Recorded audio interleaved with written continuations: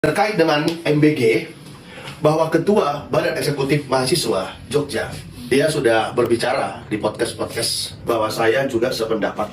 Di awal saya sudah katakan, bubarkan MBG. Natalius Pigai mengatakan siapa yang menentang MBG dia melawan HAM. Anda ini tahu nggak arti MBG? Makanan bergizi gratis itu adalah uang rakyat. Masih banyak kepentingan, keperluan yang harus diselesaikan oleh negara terkait rakyat. Adanya kelaparan dalam arti rumah tangga. Apa kata Ustadz Abdul Somad? Aneh katanya Ustadz Abdul Somad. Harusnya yang ngasih makan itu bapaknya. Bapaknya ngasih makan anaknya. Negara memperhatikan rakyatnya supaya jangan ada kesenjangan sosial terkait dengan nafkah hidup masyarakat, rakyatnya.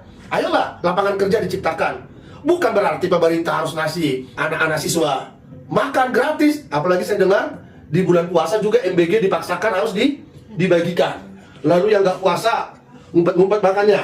Yang puasa nanti makannya setelah berbuka.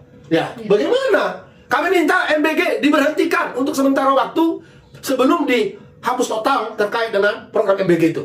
Karena bulan puasa sudah diperingatkan jangan buka warung, hargailah yang berpuasa. Karena sudah ada perda. Nah, ini sekarang berpuasa karena MBG untuk anak-anak SD. Ada loh anak SD itu Putri Talita, waktu dia SD kelas 5, dia kelas 3 puasa. Bisa dia puasa. Jam 5 udah siap-siap itu semua itu. Jam 4 bahkan itu. Puasa dia. Padahal masih SD kelas 3, kelas 4 puasa. Masa bulan puasa MBG juga dipaksakan. Untuk apa? Diduga supaya jalan kata bisnis. MBG itu ternyata dari anggaran kesehatan, dari anggaran pendidikan.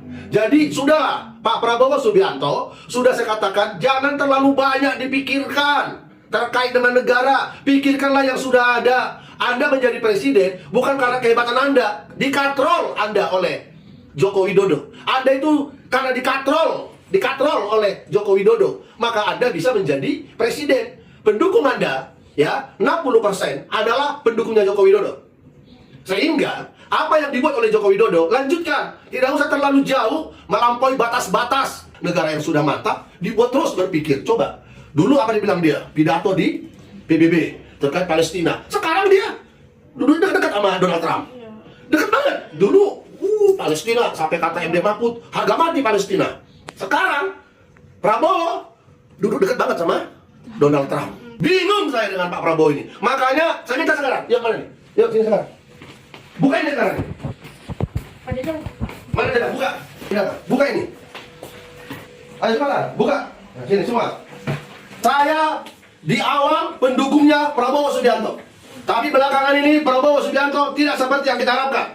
Selain saya ketua umum Persatuan Kebenaran Nasional, karena saya tahu Persatuan Kebenaran Nasional adalah organisasi yang spesial penegakan hukum tidak berpolitik. Lalu saya bersama dengan Pak Daka, dengan Pak Lase, Ibu Sonja, Kori Agiska pelaksana harian, mati-matian mendirikan relawan Prabowo Merah Putih. Tapi karena saya lihat Presiden Prabowo sudah semakin nggak karu-karuan kemana-mana. Awalnya dia pidato di PBB, Palestina harga mati, ya kata si MD Mahfud karena pidatonya Prabowo terkait Palestina. Belakangan Prabowo duduk dekat-dekat dengan Donald Trump. Bingung saya jadinya. Oleh karena itu saya minta semua yang terkait dengan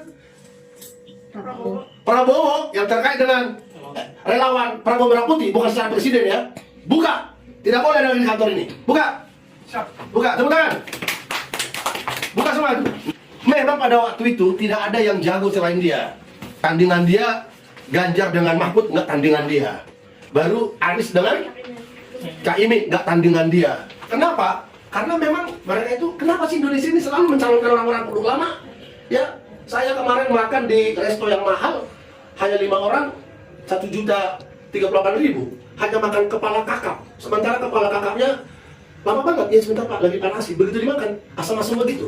Ya, jangan lagi dipakai, ditampilkan pemimpin-pemimpin yang dipanas-panasi. Ngapain? Jadi, Perisai Kebenaran Nasional, dalam hal ini saya mengatakan, tidak lagi ada di kantor ini, karena tadi satu atap dengan relawan Prabowo Merah Putih. Tidak ada lagi. Ya, kita menghormati Prabowo secara Presiden Republik Indonesia. Tapi secara kerelawanan Prabowo Merah Putih, nol, nggak ada. Saya kecewa kepada Prabowo. Kenapa? Dibisikkan kepada dia sebuah bisikan-bisikan yang terlalu banyak. Ya, Mayor Teddy dirubahnya semua sistem yang ada di pemerintahan supaya bisa Mayor Teddy tetap dia seskap, tetap dia adalah TNI. Udah kayak Gibran, ya MK, ada putusan MK bahwa boleh dia mencalon. Jadi ikut-ikutan, termasuk sampai sekarang Kapolri belum diganti-ganti sama Prabowo Subianto. Di tangan Prabowo, tandain orang-orang yang ada video-videonya yang masalah MBG. Ada mengatakan juga demo-demo dibayar. Saya nggak dibayar.